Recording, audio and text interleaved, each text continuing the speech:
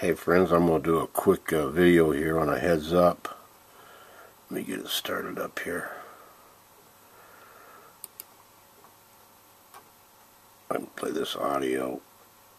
But late today at the Pentagon, the Defense Secretary Chuck Hagel made an announcement that sounded like something This is what the more breaking from the news height is of the about. Cold War than mid-March of 2013.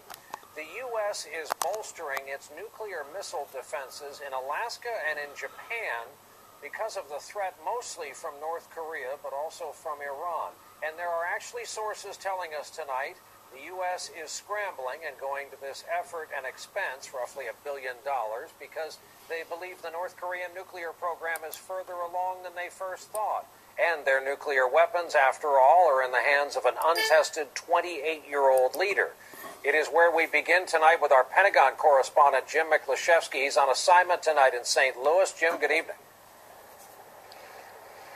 Good evening, Brian. With today's announcement about beefing up U.S. missile defenses, the Obama administration revealing that it now considers North Korea to be a serious threat against America's homeland. North Korean leader Kim Jong-un today reviewed his troops during military exercises. But at the Pentagon, Defense Secretary Chuck Hagel warned it's North Korea's long-range missiles that have sounded the alarm. But North Korea in particular has recently made advances in its capabilities and is engaged in a series of irresponsible and reckless provocations.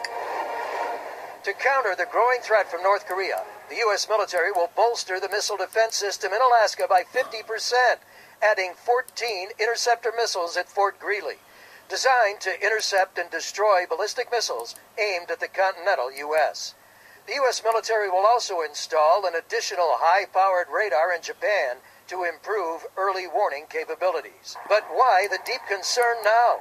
Remarkably, it ramped up last April during this military parade through the streets of Pyongyang. U.S. intelligence was shocked to see what appeared to be long-range ballistic missiles that can be fired from mobile launchers with the capability of reaching the U.S. armed with a nuclear warhead. Obviously, without getting into intelligence aspects, we watch this evolving threat very, very closely. The latest threat emerged as North Korea launched a satellite into space orbit last December and conducted a successful underground nuclear test last month. They still have a couple of technological hurdles, but this is not a long-term threat. This is just a heads up, friends. This is a near-term threat. And just recently, North Korea publicly threatened to launch a preemptive nuclear strike against the U.S.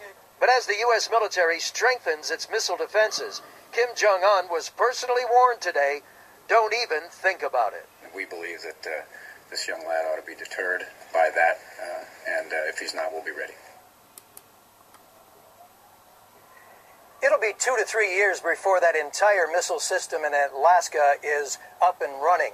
And the $1 billion additional dollars it'll take to pay for it all won't show up in the shrinking Pentagon budget until sometime next year, Brian. Wonder how the expression young lad will translate in North Korea. Jim Miklashevsky starting us off tonight on today's rare turn of events. Jim, thanks. Well, there you go, folks. They just shut down everything on the Gulf down there as far as missile defense, and now they got this activity running. Put this video up. Thanks for listening, guys. God bless. The old Marine Vaughn. Bye-bye. Just a heads up.